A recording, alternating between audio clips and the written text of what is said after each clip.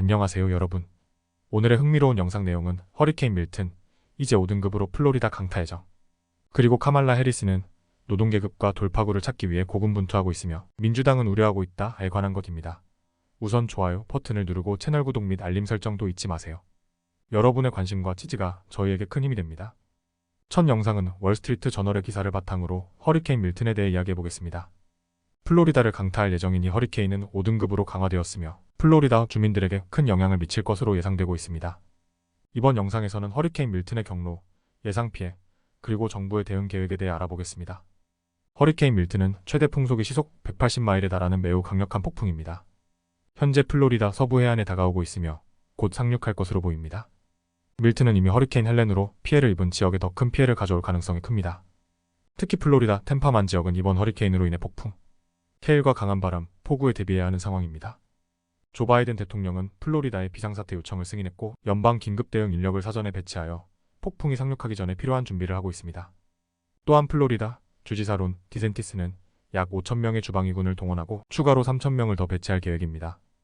주민들에게는 대피 준비를 하도록 권장되었으며 태피 공지가 발령된 지역에서는 이미 교통 혼잡이 발생하고 있습니다. 템파, 세인트 피터즈버그, 포트 마이어스 등 플로리다 서부 해안 지역 주민들은 태피령을 따르고 안전한 장소로 이동해야 합니다. 항공사들도 추가 항공편을 제공하여 대피를 돕고 있으며 일부 공항은 운영을 중단하고 폐쇄될 예정입니다. 특히 템파만 지역은 폭풍 해일로 인해 최대 15피트 높이의 파도가 예상되어 큰 피해가 우려됩니다. 플로리다는 이미 허리케인 헬렌으로 인해 큰 피해를 입었고 현재도 회복 작업이 진행 중입니다. 헬렌은 플로리다, 팬핸들 지역에 막대한 잔해와 홍수를 남겼고 이번 밀튼의 상륙으로 그 피해가 더욱 악화될 가능성이 큽니다. 무디스에 따르면 허리케인 헬렌의 재산 피해는 최대 260억 달러에 이를 것으로 예상됩니다. 허리케인 밀튼은 플로리다에 막대한 피해를 가져올 수 있는 매우 강력한 폭풍입니다. 정부와 주민들은 만반의 준비를 하고 있지만 이번 허리케인은 허리케인 헬렌에 이어 추가적인 피해를 발생시킬 가능성이 큽니다. 플로리다 주민 여러분께서는 꼭 태피 지침을 따르고 안전을 최우선으로 생각하시길 바랍니다. 다음 영상은 월스트리트 저널의 기사를 바탕으로 카말라 해리스 부통령이 노동계층 유권자들과의 관계에서 어려움을 겪고 있다는 이야기를 전해드리려고 합니다. 이 내용은 미국의 2024년 대선을 준비하는 중요한 배경이므로 논리적이고 체계적으로 정리해서 쉽게 설명해드리겠습니다. 카말라 해리스 부통령은 미국의 노동계층, 특히 미시간과 같은 블루칼라 주에서 핵심 유권자들과의 관계를 공고히 하는데 어려움을 겪고 있습니다. 특히 제조업과 같은 산업에 종사하는 유권자들에게 해리스의 경제 메시지가 충분히 전달되지 않고 있다는 우려가 나오고 있습니다. 반면 도널드 트럼프 전 대통령은 이들 유권자들을 타깃으로 경제적인 메시지를 적극적으로 전달하며 인기를 얻고 있습니다.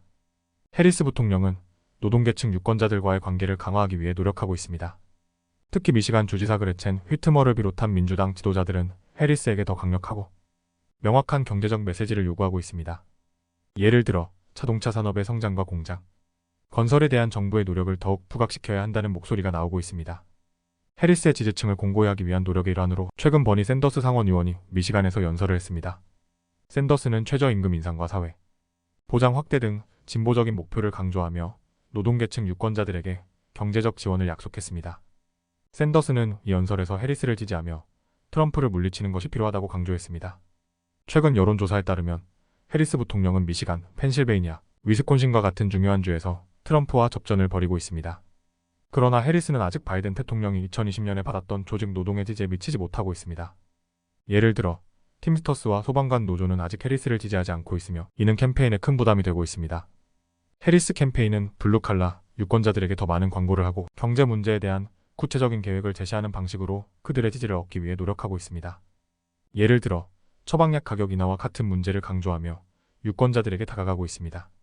그러나 공화당은 해리스가 과거의 전기차와 프래킹에 대해 보였던 입장을 비판하며 그녀의 경제 정책을 공격하고 있습니다.